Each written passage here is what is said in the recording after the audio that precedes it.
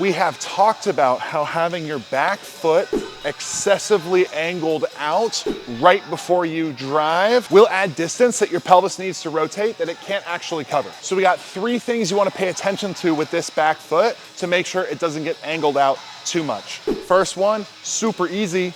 Just the position you set up in. If you set up with this very aggressive outward angle with your foot, it's gonna stay that way as you make your whole motion. Now the second one is that peak leg lift. So it is actually good for reasons that we will not talk about here. When you get to peak leg lift, this pelvis to counter rotate during that, that's an opportunity for guys to mess up and lose connection with the ground and actually have that foot spin out. Make sure that foot stays solid in the ground at the top of the leg lift when that pelvis counter rotates. Now the third one, when you are at the top of peak leg lift, your pelvis has counter rotated. You're about to drop into that backside and connect that back femur to the pelvis. A lot of guys will then take that back leg and spin it out as they're dropping down to connect this back femur to the pelvis. Keep that foot in the ground and the pelvis actually unwinds slightly and opens up towards the plate. That's how you connect that back femur to the pelvis.